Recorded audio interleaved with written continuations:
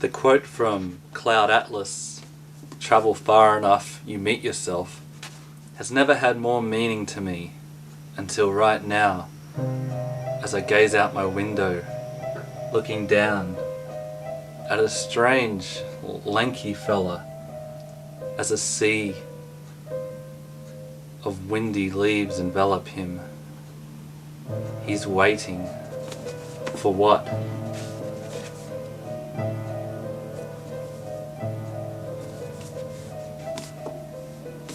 Is it my doppelganger?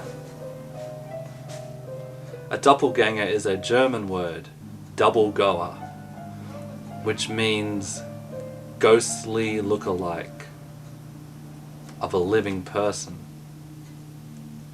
Well, at least it means I'm still living. It may not be for long, but because there's a saying that everybody has a double, but you are never supposed to meet them, or it will cause very bad luck, or even death, the worst kind of bad luck. A theory claims that an encounter with your doppelganger causes an imbalance in our dimension, which fate rectifies by killing you off in an accident to stabilize the universe. I don't know why fate has to kill you and not the evil twin that's come into our dimension. Could these things be demons wanting to take our place?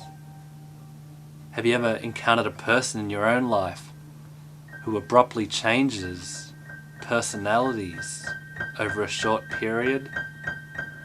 Perhaps it's no longer your friend or family member. It's their doppelganger assuming their place in our universe. There's a great Twilight Zone episode called Mirror Image, where a doppelganger tries to take the place of their victim. That was based on a real-life encounter by author Rod Serling, the great Rod Serling. Rod was fond of recalling an incident that influenced one sort of story he would tell. I was in an airport in London, sitting very quietly, with my top coat in hand and a briefcase at my feet. I looked up, and across the room there stood a man, 5'6", my identical height, wearing the identical top coat with a briefcase of identical cowhide. I kept staring with this funny, ice-cold feeling that if he turns around and it's me, what will I do? When the fella did eventually shift positions, his face looked nothing like Rod's own. At the time, Serling breathed a sigh of relief. Afterwards, it haunted him. This did leave its imprint sufficiently to write a story about it. Well, he's still down there, out my window, waiting.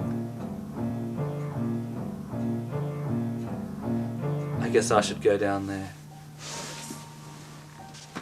and meet myself.